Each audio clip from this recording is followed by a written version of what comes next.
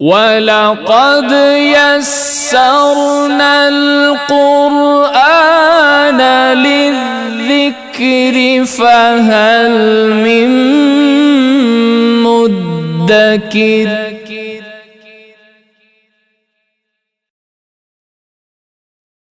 صلی علی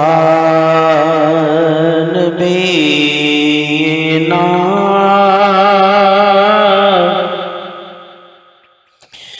صلی علی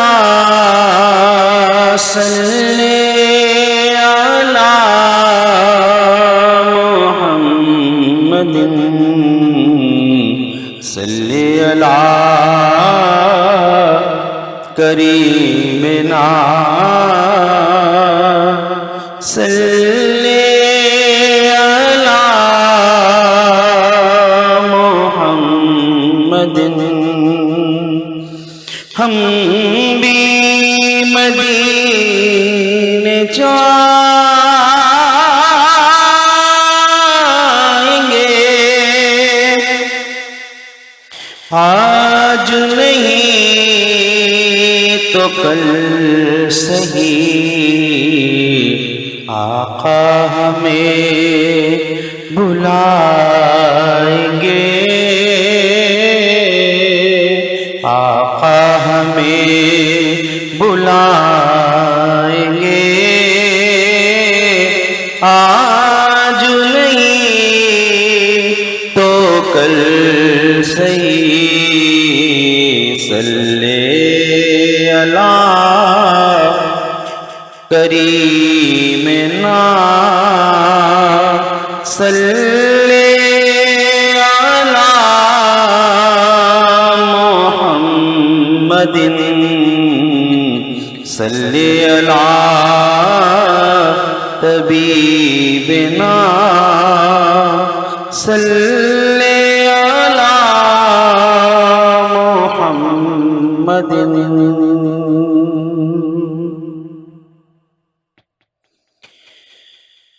تنم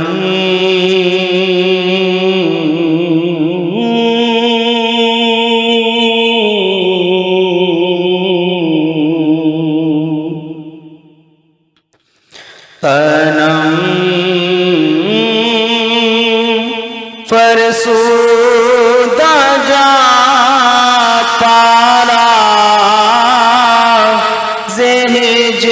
ہجران یا رسول اللہ تنم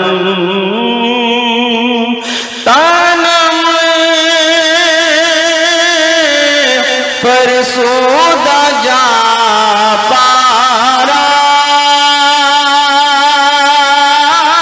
تنم فرسودہ جا پارا ہجران یا رسول اللہ ہجران یا رسول اللہ دلم پز مردہ وارا زیسیاں یا رسول اللہ دلم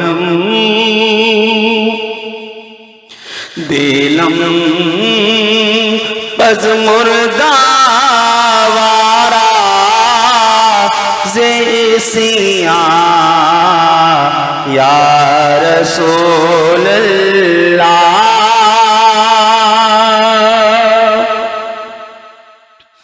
چوسوئے من گزرے آری چوسوئے من گزرے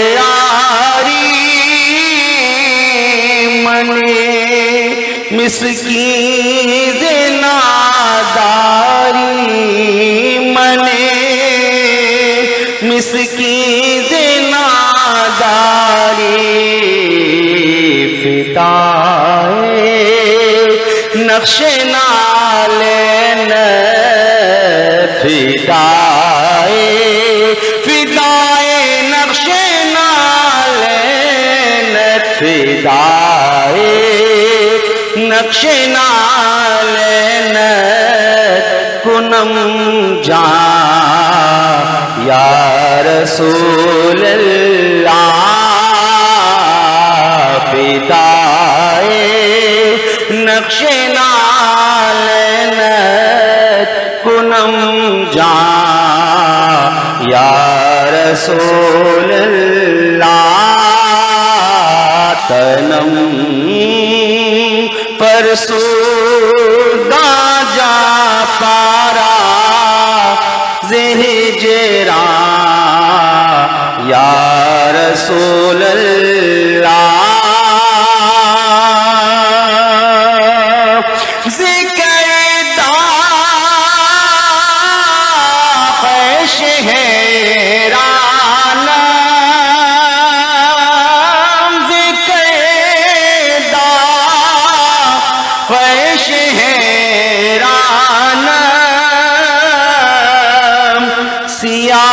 شد فردیسیانا ذکیدہ خوش حیرانا سیاہ شد فردیسیانا پشیمانم پشیمانم پشیمانم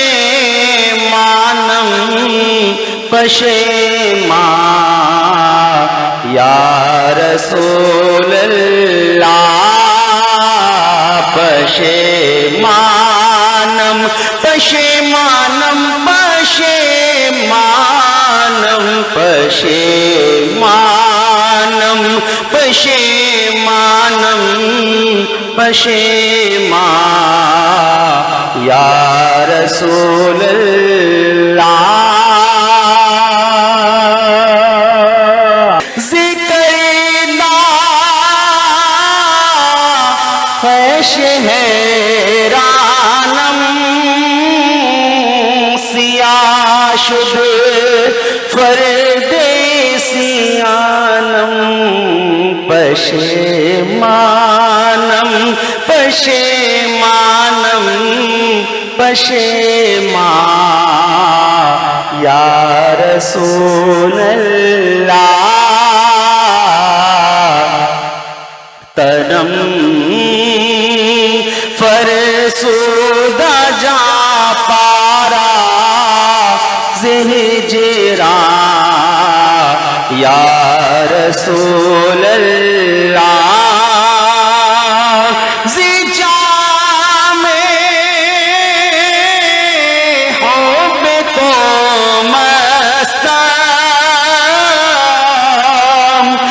زنجیر تو دل بستہ زجام حب تو مستہ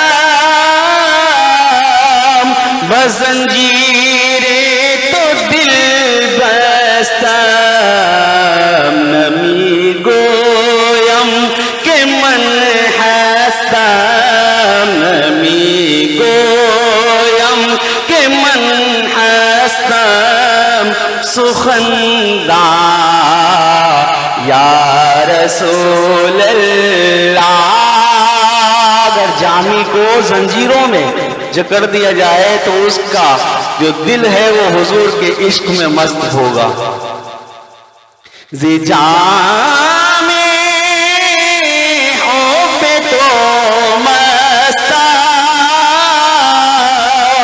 بزنجیر تو دل بستم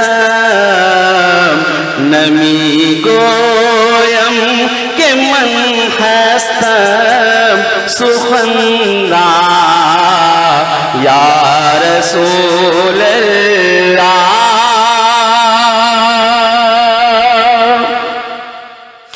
بس دیکھت صدیقت خریدارم صدیقت خریدارم عمر را دوست می‌دارم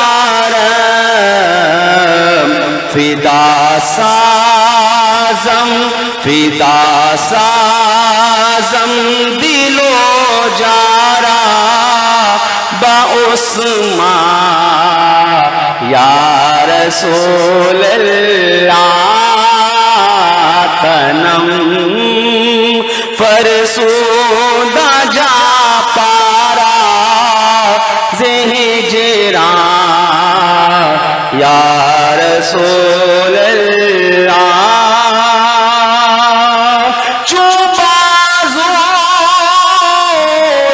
شفاعت را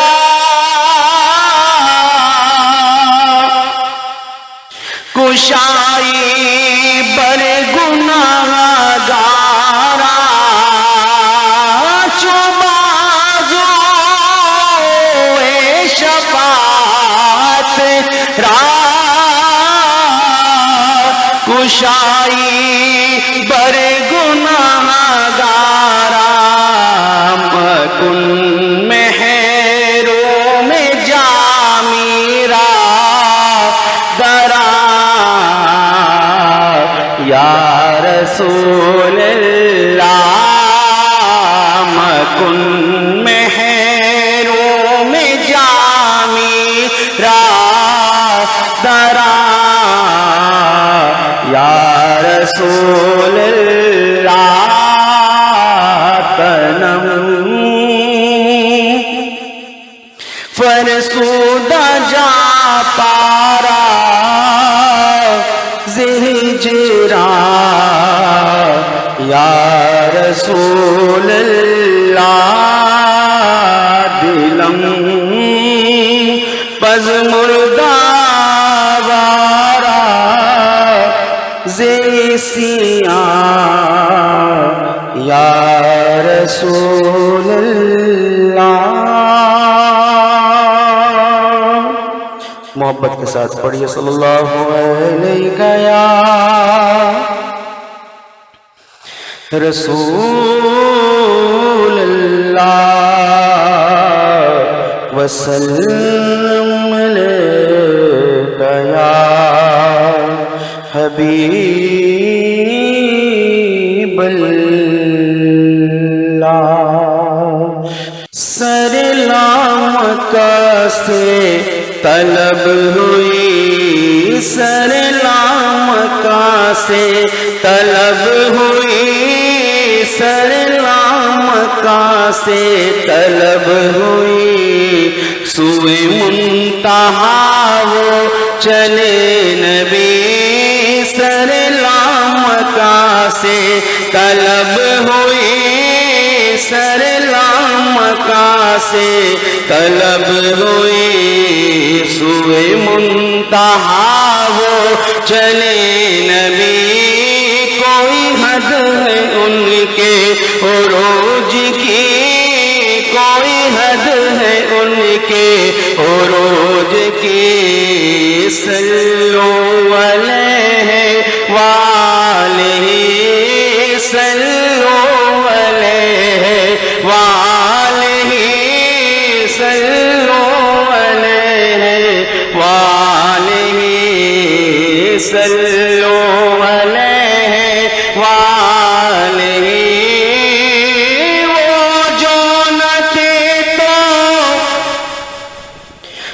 وہ جو نہ تھے تو کچھ نہ تھا وہ جو نہ ہو تو کچھ نہ ہو وہ جو نہ تھے تو کچھ نہ تھا وہ جو نہ ہو تو کچھ نہ ہو جان ہے وہ جہان کی جان ہے وہ جہان کی جان ہے وہ جہان کی جان ہے تو جہان ہے صلو علیہ وآلہ صلو علیہ وآلہ وہی لامکہ کے مکی ہوئے سر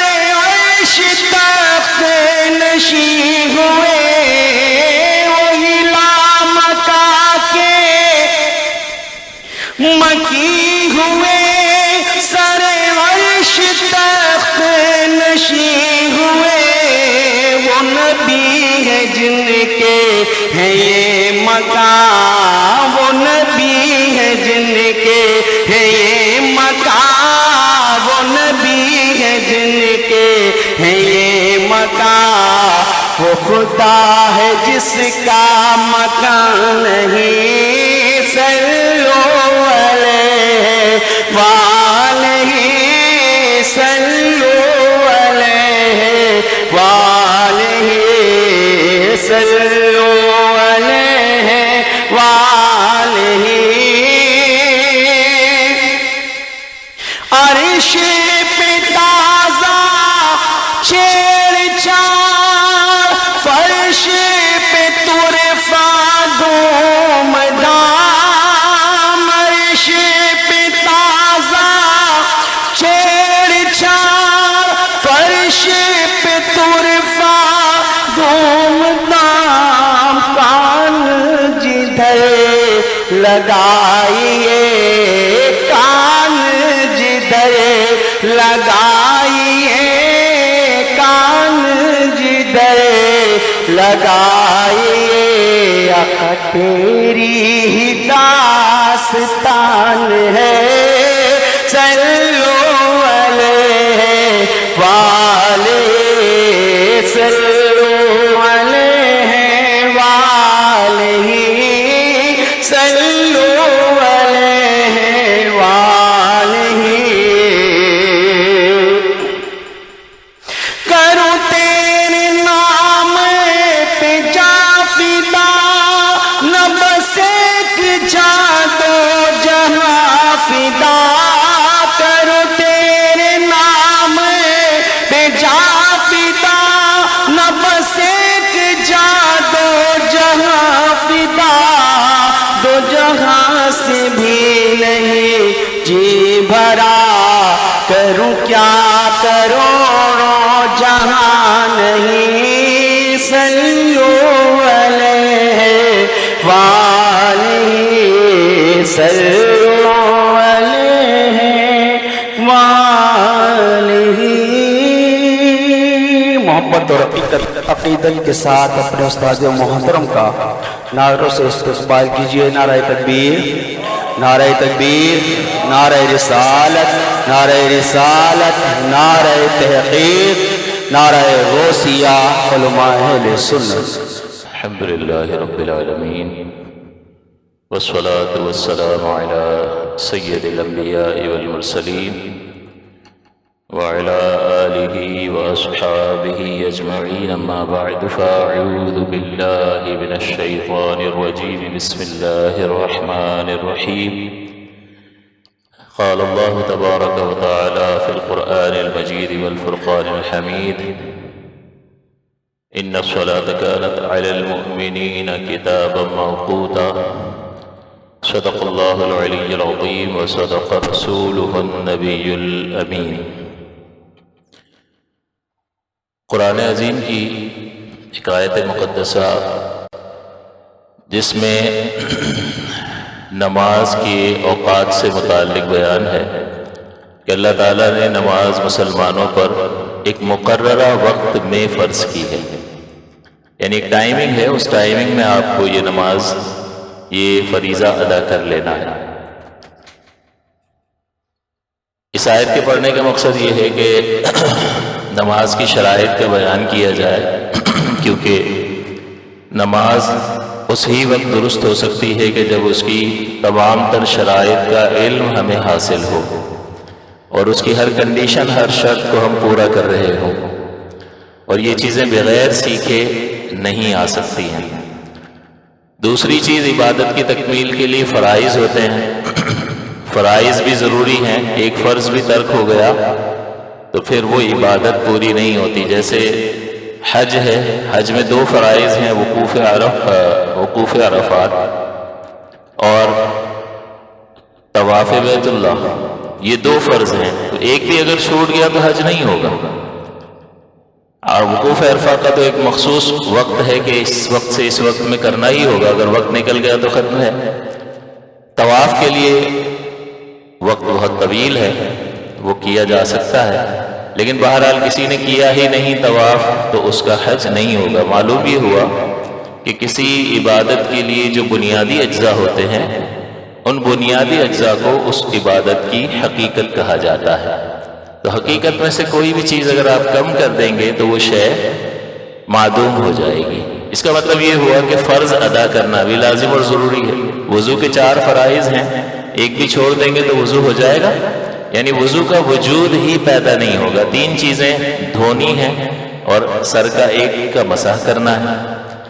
تو ایک چیز بھی اگر چھوٹ گئی تو وہ معاملہ تکمیل تک نہیں پہنچتا. تو شرط بھی ضروری، فرض بھی ضروری. اور تیسری چیز ہوتی ہے اپنی عبادت کو مفسدات سے بچانا، کہ کون سی چیز مفسد نماز ہے، نماز کو فاسد کر دینے والی ہے. بعض اوقات ہمیں پتہ ہی نہیں ہوتا، ہم وہ کام کر رہے ہوتے ہیں اور نماز سے تھوڑی دیر میں ہی باہر نکل جاتے ہیں.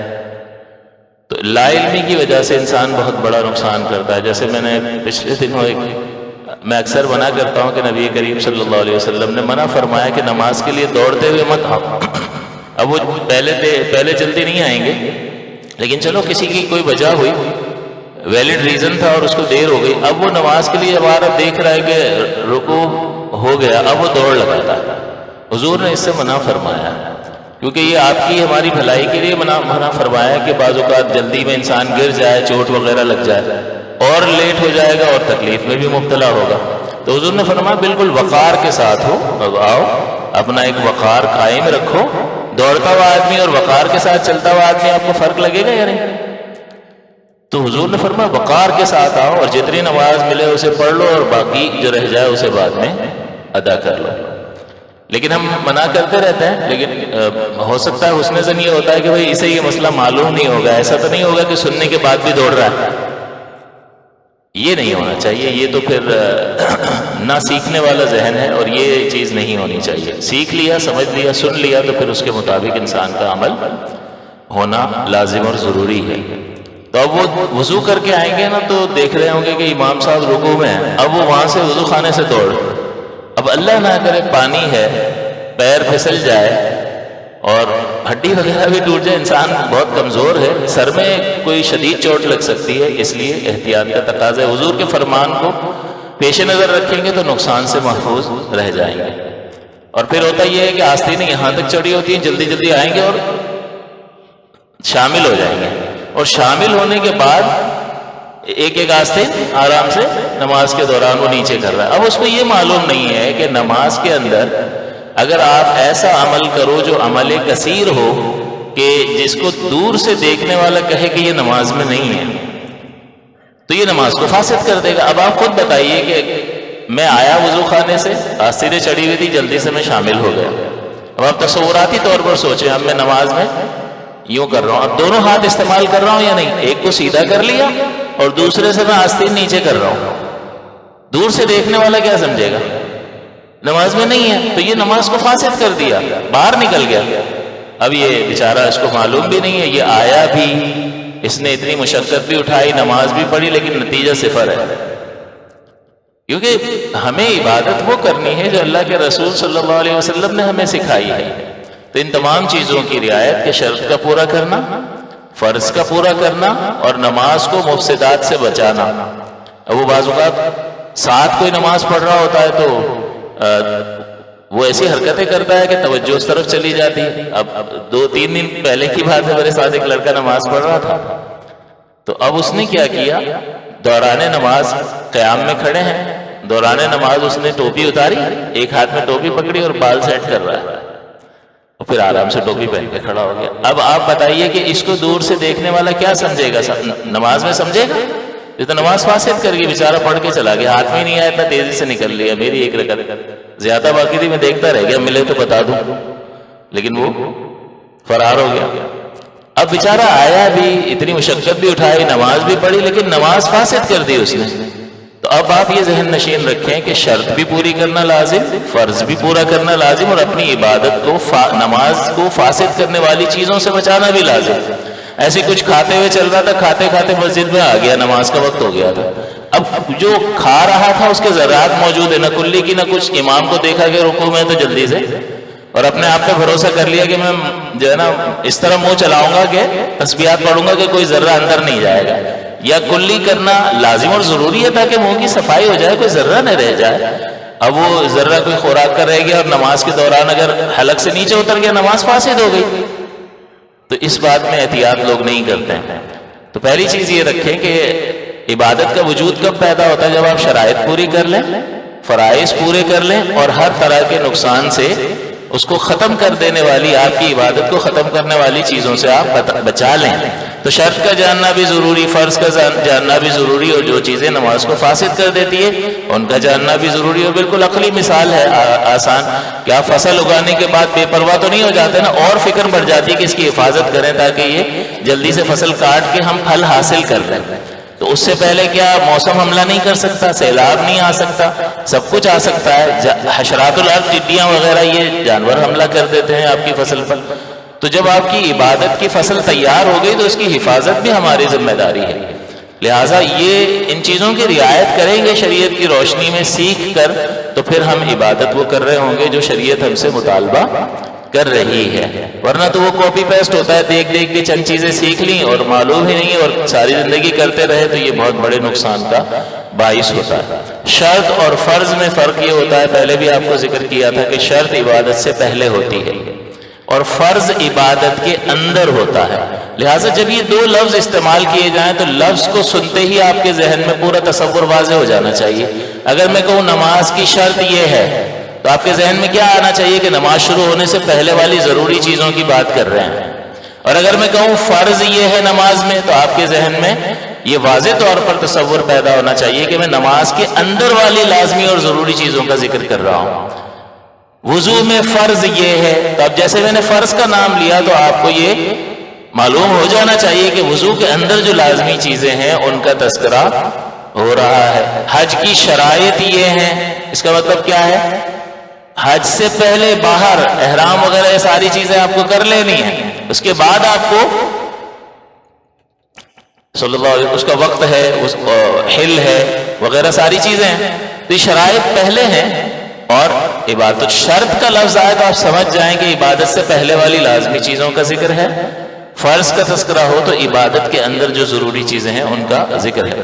شرط اور فرض دونوں پورا کرنا لازم ہے، کسی کو چھوڑ نہیں سکتے، لیکن علیحدہ علیحدہ نام اس لیے رکھے کہ ہمیں معلوم ہو جائے کہ عبادت کے شروع ہونے سے پہلے والی چیزوں کا تذکرہ ہو رہا ہے یا عبادت کے اندر والی چیزوں کا ہو رہا ہے۔ تو میں نے عرض کیا کہ شرائط نماز کا مختصر وقت زیادہ ہو گیا، تو مختصر بیان انشاءاللہ، اور پھر اگلے ہفتے شرائط اور فرائض دونوں کو ملا کر اس کو مکمل کر لیں گے، تاکہ پھر مفسدات کا بھی اور واجبات کا بیان بھی کر دیں گے، تاکہ رمضان کا مقدس مہینہ آ رہا ہے، ہم یہ فرض علم سیکھ لیں۔ چلو کلاس میں کہیں جا کر نہیں سیکھتے کسی عالم سے، تو بھائی یہی ایک میڈیم ہے، یہاں سے ہم سکھا دیتے ہیں، پھر آپ چینل جو ہے اس پہ بار بار دیکھتے رہیں اور اپنے گھر والوں کو بھی دکھائیں، تاکہ یہ چیزیں آپ کے گھر والوں کے بھی پیش نظر رہیں اور ایسی کوئی غلطی کرنے سے محفوظ رہیں کہ جس سے عبادت بالکل ضائع ہونے کا اندیشہ ہو کہ مشقت بھی کی اور نتیجہ صفر نکلا۔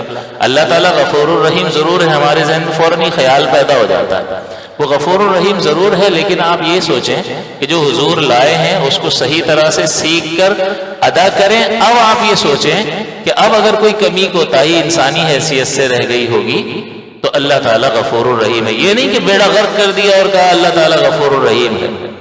اللہ تعالیٰ تو دنیا کے دیگر معاملات میں بھی غفور الرحیم ہے نا۔ تو بغیر اگر آپ کو کسی نے 1000 کا نوٹ دیا ہے، آپ نے 600 روپے کاٹنے، 400 واپس دینے، تو گنا مت کرو، یوں مٹھا بھر کے اس کو دے دیا کرو، اللہ غفور الرحیم ہے، بیڑا غرق ہو جائے گا۔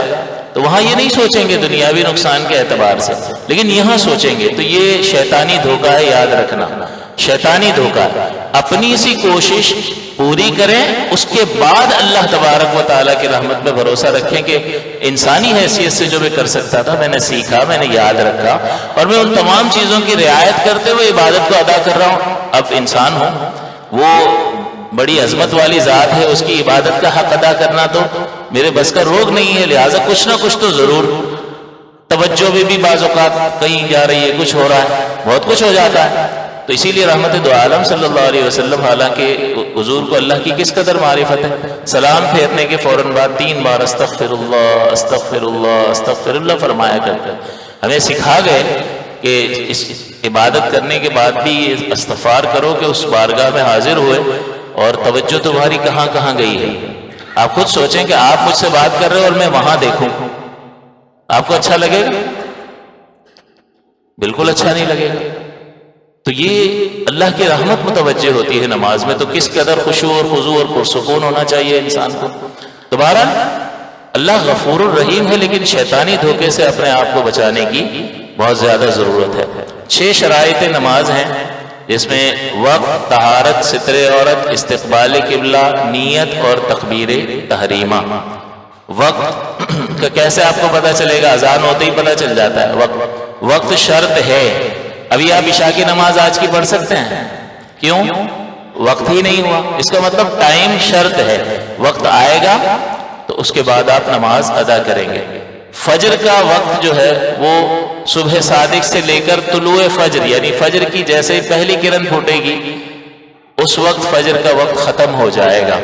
اور فجر کا وقت ایسا ہے کہ اس کے بعد اور کوئی نماز کا وقت نہیں ہے، بلکہ اس کے بعد 20 منٹ ایسے ہوتے ہیں کہ جس میں یہ مکروہ وقت ہوتا ہے۔ سورج کے طلوع اور غروب کے ساتھ اور اس کے ٹھہر جانے کے ساتھ جو ٹائمنگ ہوتی ہے وہ مکروہ ہوتی ہے۔ صبح کے وقت جب سورج طلوع ہو رہا ہے تو پہلی کرن پھوٹنے سے 20 منٹ تک کا وقت مکروہ ہوتا ہے، اس میں کوئی بھی سجدہ اور کوئی بھی نماز ادا نہیں کی جا سکتی ہے۔ اس کے بعد آپ اشراق، چاشت، نوافل پڑھنا چاہیں پڑھیں۔ پھر یہ سورج چلتا رہتا ہے اور ایک وقت آتا ہے یہ رک جاتا ہے۔ جب یہ رک جاتا ہے تو اس کو کہتے ہیں نصف النہار، آدھا دن ہو گیا، آدھے پہ آ کے رک جاتا ہے۔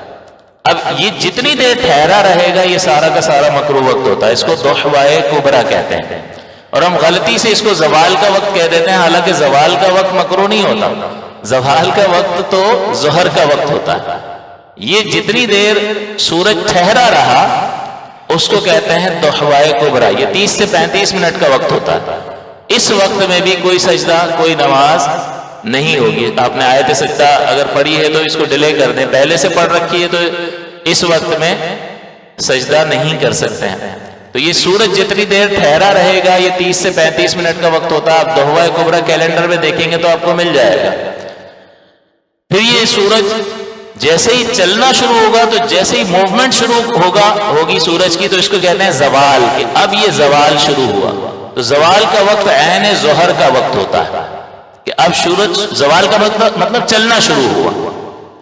آسان لفظوں میں اگر آپ کو سمجھاؤں تو جیسے ہی چلنا شروع ہوگا تو ظہر کا وقت شروع ہو جائے گا، اور یہ ظہر کا وقت عصر تک ہے اور عصر کا وقت مغرب تک ہے۔ لیکن عصر کے پورے وقت میں 2 طرح کا وقت ہے، آخری 20 منٹ جو ہیں وہ مکروہ ہوتے ہیں، اس میں کوئی سجدہ نہیں کرنا چاہیے۔ لیکن اگر اسی دن کی عصر آپ نے نہیں پڑھی، کسی کام میں تھے، بھول گئے، یا سو رہے تھے آنکھ دیر سے کھلی، یا جان بوجھ کر ایسے ہی دیر کر دی، تو جان بوجھ کر دیر کرنا مکروہ تحریمی ہوتا ہے، یہ حرام کے نزدیک ہے۔ اور اگر عادت بنائیں گے تو پھر یہ صغیرہ گناہ جو ہے وہ کبیرہ میں تبدیل ہو جائے گا۔ تو اس آخری جو 20 منٹ ہوتے ہیں اس سے پہلے عصر کی نماز پڑھ لینا واجب ہوتا ہے، نہیں پڑھیں گے تو ترک واجب ہوا، اور واجب کا ترک ایک بار گناہ صغیرہ ہوتا ہے، اور بار بار بغیر توبہ کے اس کی عادت بنا لینا اس صغیرہ کو کبیرہ میں تبدیل کر دیتا ہے۔ تو ہر ایک توجہ کرے کہ جو عصر کی نماز بہت زیادہ ڈیلے کر کے پڑھتا ہے کہ مکروہ وقت آ جاتا ہے تو اسے توجہ کرنی چاہیے۔ تو آخری کے 20 منٹ چھوڑ کر اس سے پہلے عصر کی نماز ادا کر لے، لیکن کسی وجہ سے اگر عصر کی نماز ڈیلے ہو گئی اور مکروہ وقت آ گیا ہے، چاہے جان بوجھ کر ڈیلے کیا تو قضا نہیں کریں گے، عصر کی نماز اس وقت میں اسی دن کی پڑھ لیں گے، اور کوئی سجدہ نہیں کیا جا سکتا۔ پھر مغرب کا وقت آئے گا، مغرب کا وقت عشاء تک ہے، اور اس میں بھی اتنی دیر کرنا کہ آپ کو ستارے نظر آنا شروع ہو جائیں، اتنا اندھیرا ہو جائے، تو یہ بھی مکروہ تحریمی ہوتا ہے، درست نہیں ہے۔ لہٰذا مغرب کی بھی فوری طور پر نماز ادا کر لینی چاہیے۔ پھر مغرب کے بعد عشاء کا وقت ہے، اور عشاء کا وقت فجر تک رہتا ہے، اور یہ اس لیے اس کی علامتیں ذکر کرنے کی ضرورت نہیں ہے، کیونکہ اب تو کیلنڈرز آ گئے، آپ کیلنڈر میں دیکھ لو گے کہ بھائی عصر کا وقت کب شروع ہو رہا ہے، مغرب کا کب شروع ہو رہا ہے، ظہر کا کب شروع ہو رہا ہے، تو کیلنڈر آپ کو دیکھنا آنا چاہیے۔ صرف دہوہ کبریٰ کا وقت جو ہوتا ہے وہ مکروہ وقت ہوتا ہے، اس میں کوئی نماز کوئی سجدہ نہیں کرنا ہے۔ تو 3 اوقات جو ہیں سورج کے ساتھ ہیں۔ سورج طلوع ہوتا ہے تو اس کے طلوع ہونے سے لے کر 20 منٹ تک مکروہ وقت ہے۔ جب رک جاتا ہے، رکنے سے دوبارہ چلنے تک 30 35 40 منٹ کا، کبھی 45 منٹ بھی ہو جاتا ہے، یہ پورا وقت مکروہ ہوتا ہے، اس میں کوئی نماز کوئی سجدہ نہیں ہوگا۔ اور اس کے بعد غروب سے پہلے جو 20 منٹ ہیں وہ بھی مکروہ ہے۔ تو یہ سورج سے متعلق کہ سورج کا طلوع ہونا، غروب ہونا اور رک جانا، اس سے 3 جو ہے ہمیں وقت معلوم ہو گئی، یہ تینوں اوقات مکروہ ہوتے ہیں۔ دوسری بات یہ یاد رکھنے کی ہے کہ فجر کا پورا وقت جو ہے، فجر کی نماز ہمیں سورج کی پہلی کرن پھوٹنے سے پہلے سلام پھیر لینا ہے۔ دوسری نمازوں کے معاملے میں ایسا نہیں ہے، کیونکہ دوسری نمازوں کے اوقات آپس میں ایک دوسرے کے ساتھ جڑے ہوئے ہیں۔ ظہر کا وقت ختم ہو جاتا ہے تو عصر کا وقت اس سے بالکل جڑا ہوا ہے، اس میں بیچ میں ایسا کوئی وقت نہیں ہے کہ اس میں نماز نہ ہوتی ہو۔ فجر کا وقت ایسا ہے کہ فجر کا وقت ختم ہوا پھر مکروہ وقت آیا، یعنی بیچ میں ایک حائل ہے۔ دوسری نمازوں میں ایسا نہیں ہے، ظہر کا وقت ختم ہوا فوراً ہی ساتھ عصر کا وقت ملا ہوا ہے، عصر ختم ہوا فوراً مغرب اس کے ساتھ وقت جڑا ہوا ہے، عشاء کا وقت ختم، مغرب ختم ہوا، عشاء کا وقت اس کے ساتھ بالکل جڑا ہوا ہے۔ تو باقی 4 نمازوں کا حال یہ ہے کہ آپ نے آخری وقت میں اگر نماز شروع کی ہے تو آپ کی نماز ادا ہی کہلائے گی۔ مثال کے طور پر ظہر کی نماز کا 1 منٹ رہ گیا تھا، آپ نے اللہ اکبر کہہ کر نماز شروع کر دی، اور ظاہر 1 منٹ میں تو آپ 4 رکعت نہیں پڑھ سکیں گے، تو آپ کی پوری نماز آپ نے یا 3 رکعتیں آپ نے اگلے وقت میں پڑھی، تو یہ ادا ہی کہلائے گی، قضا نہیں کہلائے گی۔ لیکن فجر کا معاملہ مختلف ہے۔ فجر کا معاملہ مختلف یوں ہے کہ فجر میں سورج کی پہلی کرن پھوٹنے سے پہلے آپ کو نماز کمپلیٹ کرنی ہے، ورنہ نماز باطل ہو جائے گی۔ تو فجر کا معاملہ جداگانہ ہے، پوری نماز اس وقت میں ہی ختم کرنی ہوگی، اور باقی نمازیں جو ہیں وہ آخری وقت میں صرف اتنی دیر ہو کہ اللہ اکبر آپ نے کہہ دیا، پھر یعنی 4-5 سیکنڈ تھے، آپ نے اللہ اکبر کہا اور وقت ختم ہو گیا، یہ آپ کی نماز ادا ہے، قضا نہیں ہے، کیونکہ آپ نے وقت میں اللہ اکبر کہہ دیا، شروع کر دیا۔ لیکن فجر کا مسئلہ جداگانہ ہے کہ پوری نماز، پورا سلام جو ہے آپ کو وقت ختم ہونے سے پہلے پھیرنا ہے۔ اس سے ایک مسئلہ اور ہمیں معلوم ہو جائے گا کہ اگر 1 منٹ رہتا ہے یا 30 سیکنڈ رہتے ہیں، ہم نے وضو کیا اور دیکھا تو 30 سیکنڈ باقی تھا، 30 سیکنڈ میں 2 رکعت کیسے ہوگی؟ اور فجر کا مسئلہ یہ ہے، چلو دوسری نماز ہوتی تو اللہ اکبر کہہ کے اگلے وقت میں پوری نماز ادا کر لیتے تو ادا ہی ہوتی، لیکن فجر میں ہمیں پوری نماز سورج کی پہلی کرن سے پہلے سلام پھیرنا ہے، تو اب ہم کیا کریں؟ تو آپ کو بتایا تھا کہ اب ہم صرف فرض ادا کریں گے نماز کے، کیونکہ 30 سیکنڈ میں یا 15 سیکنڈ میں 20 سیکنڈ میں آپ کیسے پڑھیں گے؟ آپ کو پڑھنی تو ہے، تو اب صرف فرض ادا کریں گے۔ آپ نے اللہ اکبر کہا، الحمدللہ رب العالمین، اللہ اکبر۔ قرات ایک آیت کی قرات کرنا فرض ہے، آپ نے باقی سب واجب ہے، تب واجب جان بوجھ کے چھوڑیں گے، ٹائم بچائیں گے، فرض ادا کر کے نماز کو مکمل کر لیں گے۔ ایک بار تسبیح پڑھی، سجدے میں ایک بار تسبیح پڑھی، اگلی رکعت میں فوراً آ گئے اللہ الحمدللہ رب العالمین، اللہ اکبر، ایک آیت پڑھی، فرض ادا ہو گیا، آپ اگلی جو ہے وہ رکوع میں چلے گئے اور آپ نے نماز مکمل کر لی۔ درود پاک بھی مختصر پڑھ کے ختم کر دیں، کیونکہ سورج کی پہلی کرن پھوٹنے سے پہلے آپ کو سلام پھیرنا ہے۔ اگر یہ نہیں کریں گے تو نماز کی قضا کرنے کا، جان بوجھ کر قضا کرنے کا گناہ لازم آئے گا۔ اب آپ خود غور فرمائیے کہ ہم سیکھتے نہیں ہیں، ہم سمجھتے نہیں ہیں، ہم کسی عالم کے پاس یا کسی خاص مدرسے میں بیٹھ کر باقاعدہ فرض علوم کورس کرتے نہیں ہیں، وہ کاپی پیسٹ کر رہے ہوتے ہیں، اس کو دیکھ لیا، اس کو دیکھ لیا، اس کو دیکھ لیا. تو یہ چیزیں کہاں سے پھر ہم سیکھیں گے؟ اور جب نہیں سیکھیں گے اور کاپی پیسٹ کر رہے ہوں گے، تو پہلے بھی کئی بار عرض کیا ہے کہ انسان مشقتیں اٹھا رہا ہوتا ہے، محنتیں کر رہا ہوتا ہے، اور نتیجہ اس کا صفر نکلتا ہے، نل اینڈ وائڈ، کچھ بھی نہیں. میں آپ سے کہوں بھائی وہ ذرا وہ لال کرسی لے آنا یا لال قلم لے آنا، اکثر میں یہ مثال آپ کو دیا کرتا ہوں، اور طالب علم جو ہے وہ بلو قلم لے کر آ جائے، میں کیا کہوں گا؟ یہ نہیں، وہ لال لے کر آؤ. تو یہ جو بلو لانے میں اس کی ایکسرسائز ہوئی، یہ گیا قلم اٹھایا لے کر آیا، میں نے اس کو صفر کر دیا یہ نہیں کہہ کر. اب آپ غور فرمائیے، اس کے پاس تو چانس تھا، وہ گیا رکھ کے دوسرا ریڈ لے آیا. ہم یہاں عبادت کر رہے ہیں، اور پھر جب یہاں سے چلے جائیں گے تب اس کا نتیجہ نکلے گا. تو اس کے بارے میں کس قدر انسان کو سنجیدگی کا مظاہرہ کرنا چاہیے، اور کتنا اس کو محتاط ہونا چاہیے کہ بھائی صحیح ہو گیا، میں نے اپنی انسانی حیثیت سے تمام تقاضے پورے کر دیے یا نہیں کیے. وہ عالم کو دکھائے، سمجھے، سیکھے، اور اس کے بعد کرنے کے بعد بھی ویریفائی کروا لے، کیونکہ اس کا نتیجہ مرنے کے بعد نکلے گا. تو آپ واپس آ کے تو صحیح نہیں کر سکتے. وہاں کہہ دیا جائے کہ یہ والی عبادت کوئی منگوائی تھی، میں نے تو وہ منگوائی تھی جو اپنے نبی کے ذریعے سے تمہیں سکھائی تھی، یہ وہ کوئی ہے؟ یہ تو تم اپنی مرضی سے کچھ لے آئے ہو. تو اب پھر کیا کریں گے بتائیے؟ تو جب یہ مسئلہ اگر ہم نے یہ سیکھ لیا تو قضا کا گناہ ہم سے ٹل جائے گا. واجب جان بوجھ کر ترک کیا ہے، تو واجب ترک کرنے سے پہلے بھی آپ کو بتایا تھا کہ عبادت کا وجود باقی رہتا ہے، اس میں کچھ نقص پیدا ہو جاتا ہے ترک واجب کی وجہ سے، لیکن عبادت کا وجود باقی رہتا ہے. فرض ترک کر دیں گے تو عبادت بالکل ختم ہو جائے گی. پوری نماز کے اندر 7 فرائض ہیں، اگر میں رکوع چھوڑ دوں تو میں نے کیا چیز چھوڑ دی؟ فرض چھوڑ دیا، نماز نہیں ہوئی. پوری نماز ہے، اس میں سورہ فاتحہ کے بعد سورت ملانا واجب ہے. اگر میں سورت ملانا چھوڑ دوں تو میں نے واجب ترک کر دیا. نماز کا وجود باقی ہے یا نہیں ہے؟ فرض کے ترک کی وجہ سے لازمی جز، جو لازمی انگریڈینٹ ہے کسی شے کا، وہی آپ نے نکال دیا تو شے کا وجود ہی ختم ہو گیا. بریانی ہے، اس میں سے چاول کھینچ لو تو پھر اس جو بچا اس کو بریانی کہو گے؟ آپ کہو گے آپ نے لازمی جز نکال لیا ہے، بیسک انگریڈینٹ آپ نے نکال لیا. تو جو چیز فرض ہے اس کو نکال لو گے تو عبادت نل اینڈ وائڈ صفر ہو جائے گی. واجب ترک ہوگا تو عبادت کا وجود رہے گا، واجب کے ترک کی وجہ سے کچھ خامی پیدا ہو جائے گی. تو ہم نے یہاں پر کیا کیا؟ ہم نے فرض ادا کر لیا قراءت کا، اور واجب جان بوجھ کر چھوڑ دیا کیونکہ ٹائم نہیں تھا. پھر جب سورج طلوع ہو جائے، یہ مکروہ وقت نکل جائے، تو پھر اس کو دوبارہ پڑھنا واجب ہوتا ہے کیونکہ ہم نے واجب جان بوجھ کے ترک کیا تھا. لیکن اگر ہم یہ نہیں کریں گے تو ہم نے جان بوجھ کے فرض قضا کر دیے جو ادا ہو سکتے تھے. تو پھر ایک نماز قضا کرنے کے ذرا حدیثوں میں مطالعہ کر کے دیکھ لیں تو پتہ چل جائے گا.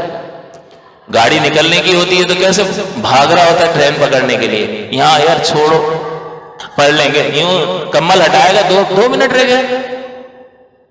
تو اگر یہ اسی طرح کرتا رہا اور سوتا رہا تو یہ تو تباہ کر لے گا اپنے آپ کو. نماز کے قضا کرنے والے کو جب انجام ہوگا تو انہیں معلوم ہوگا موت تو کسی بھی وقت آ جائے گی. پھر پتہ چلے گا کہ کیا انجام ہوتا ہے. کوئی بچانے آ جائے تو کہیے گا، کون آئے گا بچانے؟ کوئی پوچھتا نہیں ہے پلٹ کر قبرستان آپ میں سے کتنے گئے تھے اور کتنے جاتے ہیں. سال ہر سال گزر جاتے ہیں، کوئی پلٹ کے پوچھتا نہیں ہے. اپنی تیاری خود ہی کر کے جانی ہے تو اس وقت پتہ چلے گا. لیکن جو پڑھ بھی رہا ہے اسے دیکھنا ہے. ٹرین چھوٹ رہی ہوتی ہے، بھاگ رہا ہوتا ہے، بورڈنگ پاس ایشو کرنے والا تو وہ بند کر رہا ہوتا ہے تو تیزی سے دوڑے لگاتا ہے. ٹیکسی والے کو کہتا ہے بھائی ذرا تیز چلاؤ میری فلائٹ نکل جائے گی. تو یہاں کیا خیال ہے؟ نکلتی رہے نماز؟ نہیں، بلکہ جب آپ نے یہ مسئلہ سمجھ لیا کہ فجر کی نماز آپ اس طریقے سے بھی ادا کر سکتے ہیں تو آپ کو ادا کرنی ہوگی. اور یہ سیکھنا ضرور ہے. آپ کے پاس یہ عذر نہیں ہے کہ مجھے پتہ نہیں تھا. آپ کسی ملک میں جائیں اور وہاں کوئی قانون ہو اور آپ کو معلوم نہ ہو اور آپ اس کی خلاف ورزی کر لیں، پولیس پکڑ لے، آپ کہیں بھائی مجھے پتہ نہیں تھا، تو وہ مانے گا؟